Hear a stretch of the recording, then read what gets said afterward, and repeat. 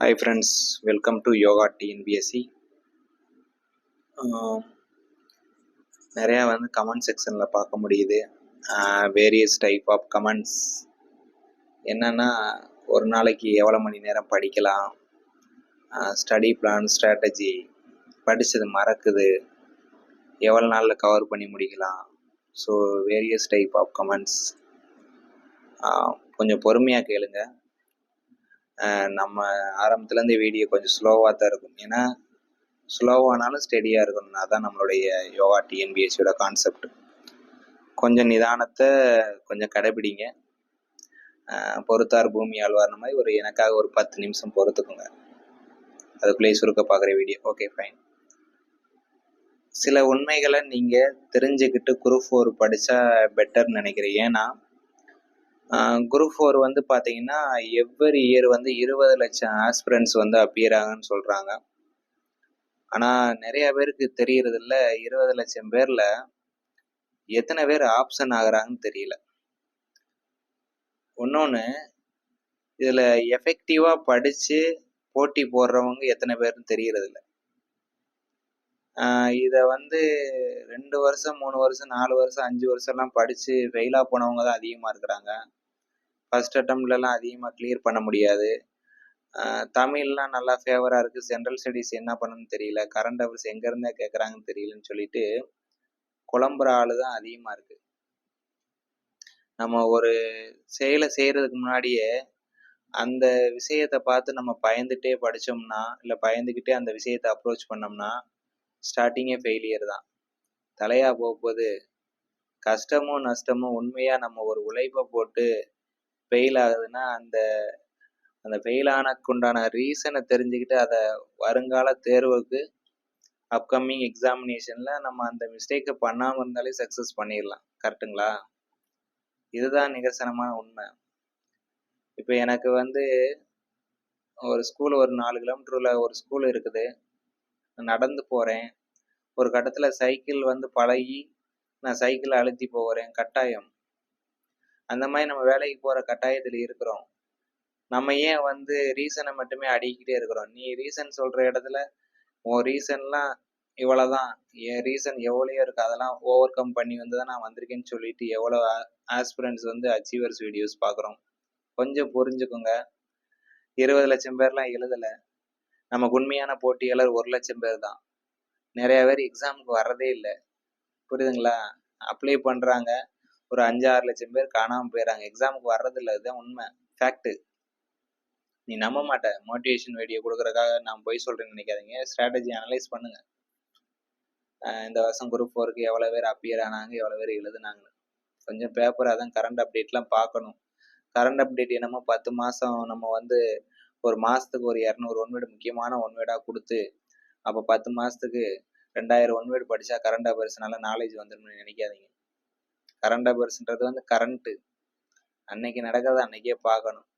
இப்போ இன்னைக்கு ஒரு இன்சிடென்ட் நடக்குதுன்னு வைங்களேன், அதனுடைய தொடர்ச்சி தான் ஒரு 30வது நாள் நியூஸாக இருக்கும். ஒரு சிஎம் இருக்கிறாங்கன்னா, மாண்புமிகு தமிழக முதலமைச்சர் இருக்காங்கன்னா, ஒரு 5 இயர்ஸ் அவங்க அவங்க தான் அடுத்து எலெக்ஷன் வைப்பாங்க. ஸோ அவங்கள பற்றி நிறையா நியூஸ் வரும். அதே போல் பிரைம் மினிஸ்டர்னாலும் அப்படி தான், குடியரசுத் தலைவர்னாலும் அப்படி தான். ஸோ ஒரு விஷயத்தை கன்சிஸ்டன்ஸாக நம்ம படிக்கணும். நியூஸ் பேப்பரை பொறுத்தளவு நீங்கள் ஒரு வரி வினாக்கள் மாதிரி படிக்காதீங்க தயவு செய்து. ஓவராலாக சுருக்கமாக சொல்லணும்னா, நம்ம வேலைக்கு போனால் தான் நம்ம குடும்பம் ஒரு நல்ல நிலைமைக்கு வரும்ன்றது உங்களுக்கு நல்லாவே தெரிஞ்சும் கூட நேரத்தை அலட்சியப்படுத்துறீங்க, கமெண்ட் பண்ணுறீங்க. கமெண்ட் பண்ணுங்க, தப்பு இல்லை. நல்லது கெட்டது எடுத்து சொல்லுங்க. ஓகே, தலையும் புரியாமல் காலும் புரியாமல் நம்ம பேசக்கூடாதுல்ல. நம்ம வாழ்க்கையில் நம்ம முன்னுக்கு வரணும்னா தயவு செய்து நம்ம உழைச்சா மட்டும்தான் முடியும். மேலேருந்து பணம் பலம் விழுந்து எதிர்பார்த்துட்டு இருக்கக்கூடாது. நம்மளே பணமரம் ஏறி பிடிங்கிற வேண்டியதான். ஓகே, அப்படி ஒரு காலம் ஆகிப்போச்சு. நான் ஏன் இந்த விஷயங்களெல்லாம் சில விஷயங்களை நான் உறக்க சொல்கிறேன்னா, காலம் போனால் வராது. இந்த காலம் பொன் போட்டன்னு சொல்கிறாங்களே, உண்மையிலே டைம் இஸ் வெரி ப்ரிசியஸுங்க. நீங்கள் ஒன்ஸ் விட்டுட்டா ரொம்ப ஃபீல் பண்ணுவீங்க. கரெக்டான ஏஜில் நீங்கள் மேரேஜ் பண்ணுறது இருக்கும். நீங்கள் கவர்மெண்ட் வேலை பார்த்தா தான் ஒரு குறிப்பிட்ட கமிட்மெண்ட் நீங்கள் செட் ஆகிற நிலைமையில் இருப்பீங்க. ஒரு மெடிக்கல் எமர்ஜென்சி இருக்கும். ஒரு பேங்கில் வீட்டில் லோன் வாங்கியிருப்பாங்க, எஜுகேஷன், நிறைய பிரச்சனை இருக்குங்க. நீங்கள் அதெல்லாம் படிக்கிற காலத்துல நீங்க போட்டுக்கிற வேண்டாம். தயவு செய்து படிக்கிற காலங்களில் போட்டுக்கிற வேண்டாம். மைண்ட்ல வச்சுக்கோங்க. நான் முன்னேறினா தான் என் ஃபேமிலி முன்னேறும். என்னை நம்பி ஒரு 10 பேர் இருக்காங்கன்னா அதை ரெஸ்பான்சிபிளா நீங்க இது பண்ணுங்க. நாளைக்கு நீங்க கவர்மெண்ட் எம்ப்ளாயி ஆயிட்டீங்கன்னா சொசைட்டில நீங்க ஒரு ரெஸ்பான்சிபிள் பெர்சன். நீங்க அந்த இடத்துல வேலையை பார்த்துதான் ஆகணும். நீங்க பாட்டுட்டு எனக்கு ஃபேமிலி இஷ்யூ இருக்குன்னு சொல்லிட்டு வேலை பார்க்காம இருக்க முடியாது. புரியுதுங்களா? ஒன்ஸ் நம்ம கவர்மெண்ட் எக்ஸாம் போறதுக்கு முன்னாடி படிச்சா மட்டும் போதும்னு இல்லை. நம்ம படிச்சதை ப்ராக்டிக்கலா அப்ளை பண்ணி நிறைய எக்ஸ்பீரியன்ஸ் கற்றுக் கொடுக்கும். அதனால படிக்கிற காலகட்டங்கள்லேயே கஷ்ட நஷ்டங்கள் பாராம அதை அனுசரிச்சு ஓவர் கம் பண்ண பழகிக்கோங்க. ஓகே, நீங்க ரீசன் சொல்ல வேண்டிய இடத்துல இல்லை. இந்த ரீசனை ஓவர் கம் பண்ணி வெற்றியை பதிக்க வேண்டிய இடத்துல இருக்கிறீங்க. இப்போ ஒவ்வொரு நாளைக்கு எவ்வளவு மணி நேரம் படிக்கணும்ன்ற கேள்வியை விட்டுட்டு நீ இந்த ஒரு வருஷம் நீ இந்த எக்ஸாமினேஷனை வரக்கூடிய எக்ஸாமினேஷனை விட்டுட்டேன்னா உனக்கு என்னென்னலாம் ஃபேமிலியில நடக்குன்ற ஒரு லிஸ்ட் அவுட் போடு. ஒரு பேப்பர்ல சும்மா எழுத ரேண்டமா. ஒரு வருஷம் நான் அப்கமிங்ல நான் பாஸ் ஆகலப்பா, என்ன நடக்கும் என் ஃபேமிலியில? வயசான அம்மா அப்பா இருப்பீங்க, இல்ல உனக்கு சப்போர்ட் பண்ற ஒரு வெல் கார்டியன் இருப்பாங்க. எத்தனை நாளைக்கு சப்போர்ட் பண்ணுவாங்க? அவங்க ஃபேமிலியை பார்க்கணும். ஆற்றுள்ள போதே தூற்றிக்கொள். அப்போ வரக்கூடிய எக்ஸாமுக்கே நம்ம கிளியர் பண்ணோம்னா நம்ம ஆயத்தமா என்ன பண்ணணும்? ஒவ்வொரு நாளும் அனுதினமும் போராடணும். பிடிச்சு இப்போ எனக்கு ஒரு பிடிச்ச வேலையை செய்யறேன்னா எவ்வளவு மணி நேரம் போராடினாலும் எனக்கு இன்ட்ரெஸ்ட் தானே. நான் 3 மணி நேரம் 4 மணி நேரம் சலுப்பு தட்டாதே. நான் 10 மணி நேரம்னாலும் என் பிடிச்ச வேலையை நான் பண்ண தானே போறேன். அந்த மாதிரி பிடிச்சது நான் கவர்மெண்ட் வேலை, நான் பிடிச்ச டிபார்ட்மெண்ட் போனோம்னா பிடிச்ச மாதிரி படி. இவ்வளவு நேரம் கணக்கெல்லாம் இல்லை. அதே போல ஸ்டடி ஸ்ட்ராட்டஜியை பொறுத்தளவு நான் 6 மாசம் 8 மாசம்னு சொல்றேன்னா அது ஒரு உத்வேகம். அதுக்குள்ள நீ முடிக்க ட்ரை பண்ணு. ஓகேவா? உனக்கு எவ்ரிடே ஷெட்யூல் கொடுக்கறது ஒரு பெரிய மேட்ரு கிடையாது. இங்க ஒவ்வொரு மனிதர்களுக்கும் ஒவ்வொரு வித்தியாசமான கமிட்மெண்ட் இருக்கும். இப்ப இன்னைக்கு ஒரு 8 மணி நேரம் 10 மணி நேரம் கிடைக்குதுன்னா நாளைக்கு கிடைக்காம கூட போகலாம். அப்ப நான் என்ன சொல்றேன்னா, கிடைக்கிற நேரங்கள் எல்லாம் உன் இலக்கை நோக்கி மட்டும் பயணம் பண்ணு. எனக்கு இதெல்லாம் பண்ண தெரியலன்னா தயவு செய்து ஒரு வாரம் என்ன பண்றீங்கன்னா உங்களுடைய டெய்லி ரொட்டேஷன்ல என்னென்ன நடக்குது, உங்களோட அன்றாட வாழ்க்கையில என்னென்ன நடக்குது, என்னென்ன விஷயங்களுக்காக நீங்க போறீங்க வரீங்க, போனை அன்னெசரியா எவ்வளவு யூஸ் பண்ணீங்கன்னு சொல்லி ஒரு நோட்ல ரேண்டமா எழுதுங்க. Just for right. அதை ஒரு வாரம் கழிச்சு ஒரு ரீகேப் பண்ணி பாருங்க. நிறைய பாத்தீங்கன்னா அன்வான்டா டைம் ஸ்பெண்ட் பண்ணியிருப்போம். குரூப் 4 படிப்பது எப்படின்னு சொல்லிட்டு யூடியூப்ல பார்த்துட்டு கடைசி ஏதாவது ட்ரெய்லர் பார்த்துட்டு இருப்போம். பார்க்க வேணான்னு சொல்லலை.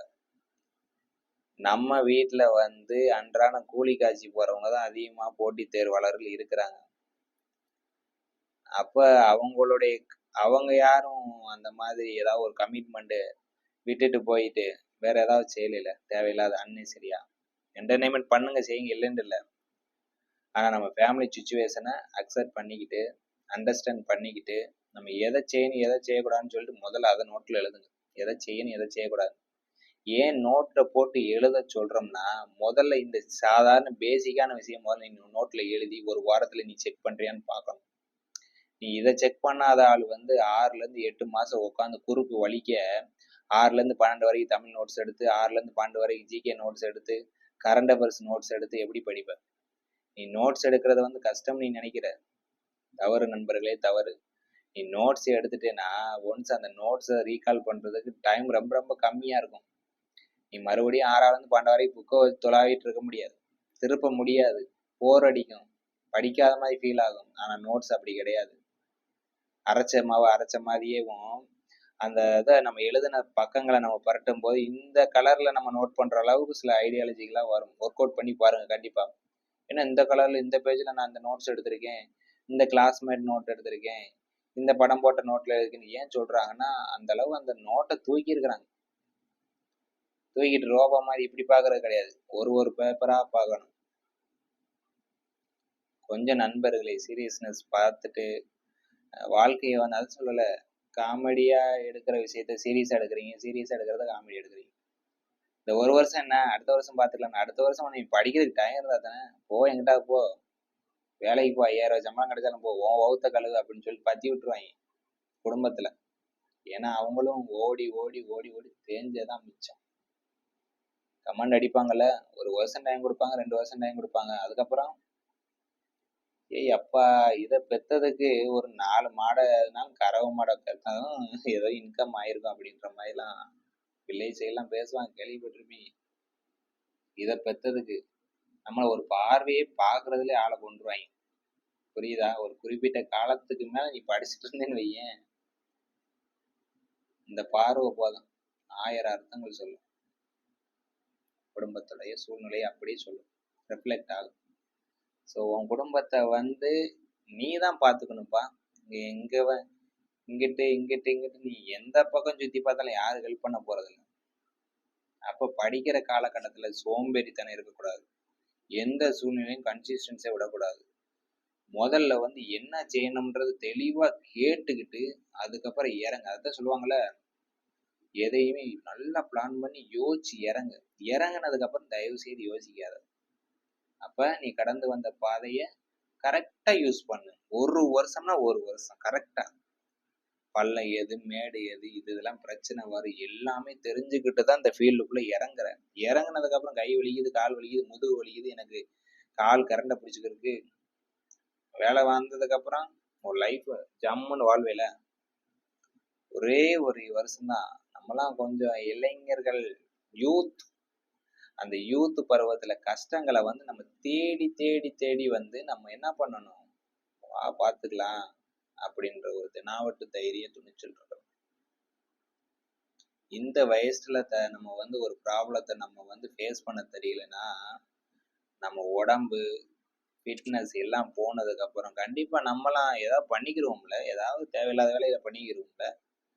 சாதாரண விஷயங்களை நம்ம அடிப்படை விஷயங்களை ஃபேஸ் பண்ணலைன்னா ஃபியூச்சர்ல நம்ம குழந்தை குட்டிகளை எப்படி பார்க்கறது? கல்யாண காட்சிலாம் ஆச்சுன்னா நிறைய கமிட்மெண்ட் இருக்கு. அதனால தயவு செய்த நண்பர்களே, வருமுன் காப்பதே நன்று. Prevention is better then Cura. ஆங்கிலத்துல என்னடா ஆங்கிலத்துல சொல்றேன்னு நினைக்கிறீங்க? வீடியோ வரதுக்கு முன்னாடி பார்த்துட்டு தான் வந்தேன். ப்ரிவென்ஷன் இஸ் பெட்டர் தென் கியூர்னு. எந்த மொழியில வேணாலும் படிங்க. தமிழ் வெர்ஷன், இங்கிலீஷ் வெர்ஷன் படிங்க, இங்கிலீஷ் வெர்ஷன்ல படிங்க, தமிழ் வெர்ஷன்ல படிங்க. ஆனா உன் குடும்பத்துடைய சூழ்நிலையை படிக்காம விட்டுறாது, தயவு செய்து சொல்றேன். இன்னைக்கு யோகா டிஎன்பிசி ஒரு சேனல் நடத்துறாப்புல, வீடியோ போடுறாப்புலன்ட்டு இல்லை. எனக்காக மட்டும் வெயிட் பண்ண வேண்டாம். யூடியூப்பை ஓப்பன் பண்ண எண்ணற்ற வீடியோ இருக்கு. நிறைய ஃபேக்கல்ட்டி, நிறைய ஸ்டாஃப் நல்லா நடத்துறாங்க. உனக்கு எது கன்வீனியன்ட்டா இருக்க பார்த்து படி. இவர் வீடியோவுக்கு தான் வெயிட் பண்ணணும்னு அவர் ஒன்றும் கடவுள் கிடையாது. உன் வாழ்க்கையில அப்படியே புசுக்குன்னு மேஜிக் பண்றது. எத்தனை பேரை தான் கடவுள் பார்ப்பாரு? தெய்வத்தால் ஆகாதனினும் முயற்சி தன் மெய் வருத்த கூலி தரும். மெய் வருத்தன என்ன? மெயினா உடம்பு. உடம்ப வருத்தினா தான் கூலி வரும். கூலின்னு என்ன? Government salary. So that is the very important point. So இடையில ஒரு குரலை நினைச்சு விட்டாச்சு. உங்களுக்கு எல்லா வகையிலையும் மோட்டிவேஷன் பண்றது தயாரா இருந்தாலும் கூட நீ வந்து ரெடியா இருக்கணும். ஓகே, ஓடுறா தம்பி, கான்பிடண்டா இரு.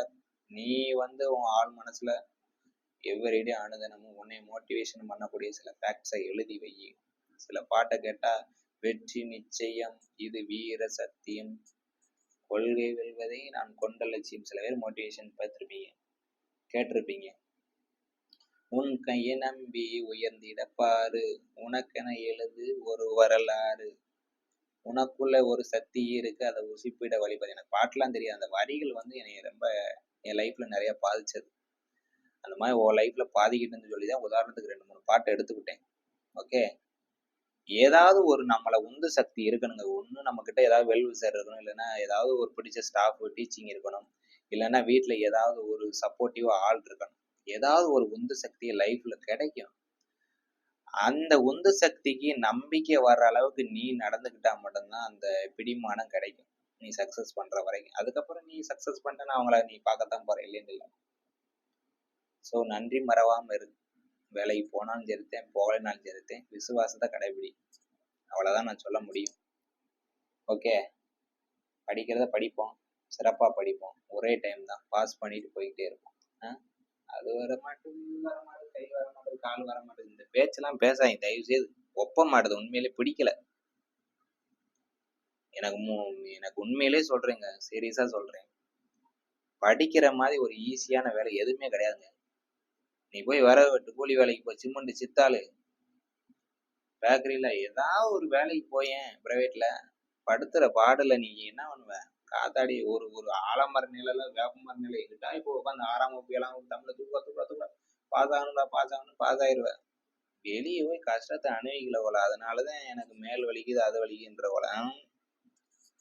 அப்படிலாம் இருக்கக்கூடாது. நம்மளை ஃபாலோ பண்ணக்கூடிய ஸ்டூடெண்ட்ஸ், ஹஸ்பண்ட்ஸு, நண்பர்கள், அக்கா தங்கச்சி எல்லா மாதிரிலும் கையெடுத்து கேட்டுக்கிறேன், படிங்க, தயவு செய்து படிங்க. எனக்கு அது வரல இது வரலன்னா வர வைக்கிறது தான் நாங்கள் இருக்கோம். கேளுங்க, கமெண்ட்ல கேளுங்க.